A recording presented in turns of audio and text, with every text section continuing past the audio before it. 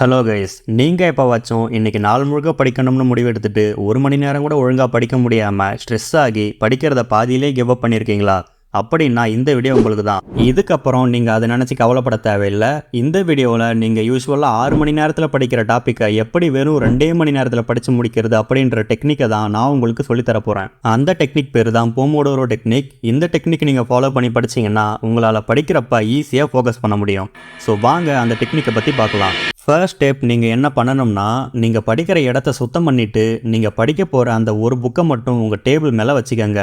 நீங்கள் படிக்கிற புக்கை தவிர வேறு எந்த புக்கும் உங்கள் முன்னாடி இல்லாத மாதிரி பார்த்துக்கோங்க.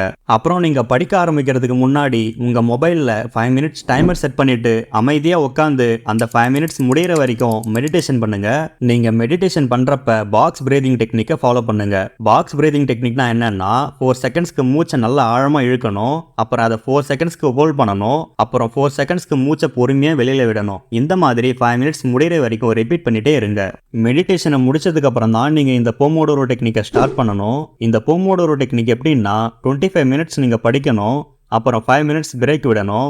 இதே மாதிரி 4 முறை ரிப்பீட் பண்ணணும். அண்ட் 4 முறை ரிப்பீட் பண்ணதுக்கப்புறம் ஒரு 15 மினிட்ஸ் லாங் பிரேக் எடுக்கணும். நீங்கள் 25 நிமிஷம் படித்து முடிச்சதுக்கப்புறம் அடுத்து வர அந்த 5 நிமிஷம் பிரேக்கில் எங்கேயும் எழுந்து போகாதீங்க.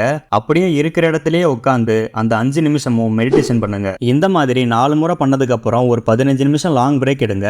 இந்த பிரேக் நீங்கள் எடுக்கிறப்ப இவ்வளோ நேரம் நீங்கள் படித்ததுனால உங்கள் பிரெயின் ரொம்ப டயர்டாக இருக்கும். இந்த நேரத்தில் உங்கள் பிரெயினோட எனர்ஜியை நீங்கள் பூஸ்ட் பண்ணணும். உங்கள் பிரெயினோட எனர்ஜியை நீங்கள் பூஸ்ட் பண்ணுறதுக்கு உங்களுக்கு தேவையானது என்னென்னா, ஆக்சிஜன் அண்ட் கார்போஹைட்ரேட்ஸ். நார்மலாக நீங்கள் மூச்சு விடுறப்ப உங்கள் பிளட்டில் ஓரளவுக்கு தான் ஆக்சிஜன் கலக்கும். ஆனால் நான் முன்னாடி சொன்ன பாக்ஸ் பிரீதிங் டெக்னிக்கை ஃபாலோ பண்ணி நீங்கள் மெடிடேஷன் பண்ணுறதுனால உங்கள் பிளட்டில் ஆக்சிஜன் கொஞ்சம் அதிகமாகவே கலக்கும். இதனால் உங்கள் மூளை ரொம்பவே சுறுசுறுப்பாக இருக்கும். அடுத்து கார்போஹைட்ரேட்ஸ்க்கு நீங்கள் ரைஸ் அண்ட் பனானா மாதிரியான ஃபுட்ஸை எடுத்துக்கணும். இதில் கார்போஹைட்ரேட்ஸ் ரொம்ப அதிகமாக இருக்கிறதுனால உங்கள் பிரெயினோட எனர்ஜியை இது நல்லாவே பூஸ்ட் பண்ணும். அடுத்து நான் சாப்பிட சொன்னதுனால அதிகமாக சாப்பிட்டு தூங்கிடாதீங்க, அப்புறம் எல்லாமே வேஸ்ட்டாக போயிடும். அதாவது படிக்கிறதுக்கு தேவையான அளவு மட்டும் அளவா சாப்பிடுங்க. கைஸ், கொஞ்சம் யோசிச்சு பாருங்க.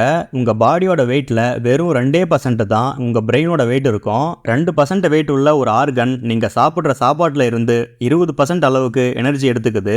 அப்படின்னா யோசிச்சு பாருங்க உங்க மூளை எவ்வளவு விஷயங்களை ப்ராசஸ் பண்ணுதுன்னு. இதனால தான் நான் ஃபுட் ரொம்ப அவசியம்னு சொல்றேன். And coming back to the topic, இதே மாதிரி உங்களால முடிஞ்ச வரைக்கும் ரிப்பீட் பண்ணி படிச்சுட்டே இருங்க. நீங்க படிக்க ஸ்டார்ட் பண்ண ஃபர்ஸ்ட் டேவே ரொம்ப நேரமெல்லாம் படிக்காதீங்க. முதல்ல ஸ்டார்ட் பண்றப்ப 2 மணி நேரத்தில் ஸ்டார்ட் பண்ணுங்க. அப்புறம் இருக்க 4 மணி நேரம் 6 மணி நேரம் அப்படின்னு டைமை பொறுமையாக இன்க்ரீஸ் பண்ணுங்க. எதையுமே எடுத்தோம் கவுத்தோன்னு பண்ணிட முடியாது. நீங்க எடுத்த உடனே நான் 10 மணி நேரம் தான் படிப்பேன் அப்படின்னு உட்காந்தீங்கன்னா அவ்வளோதான், உங்களுக்கு பாதியிலேயே போர் அடிச்சிடும். அதுக்கப்புறம் நீங்க படிக்கவே மாட்டீங்க. அதனால தான் சொல்றேன், கிராஜுவலாக இன்க்ரீஸ் பண்ணுங்கன்னு.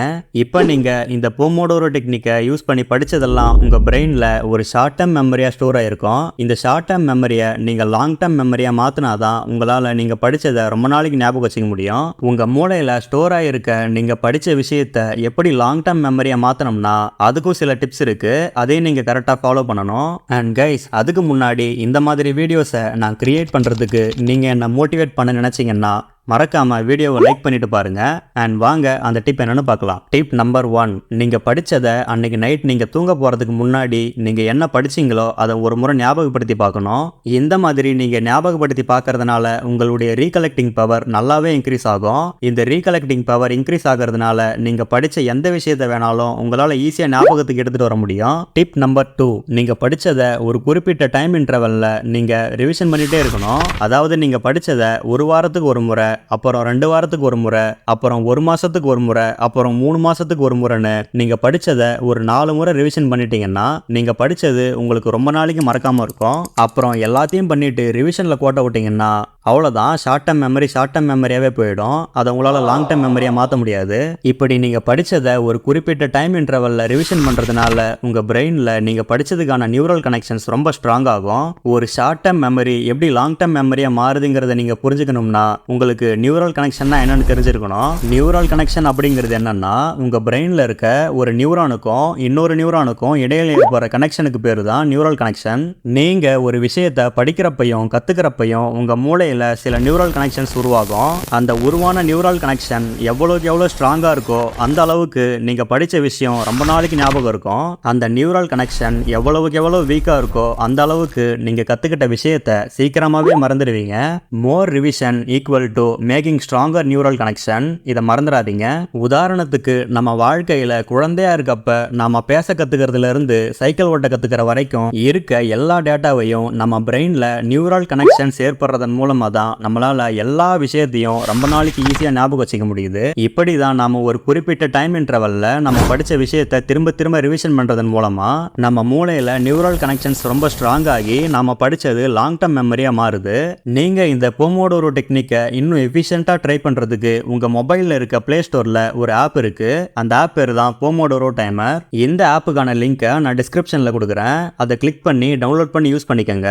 அண்ட் கைஸ், என்ன நீங்கள் மறுபடியும் அடுத்த வீடியோவில் இதே மாதிரி மீட் பண்ணி இது மாதிரி நிறைய விஷயங்களை கற்றுக்கணும்னு ஆசைப்பட்டீங்கன்னா மறக்காம சேனலை சப்ஸ்கிரைப் பண்ணிக்கோங்க. பண்ணியிருப்பீங்கன்னு நம்புகிறேன். And love you all guys. அடுத்த வீடியோவில் பார்க்கலாம்.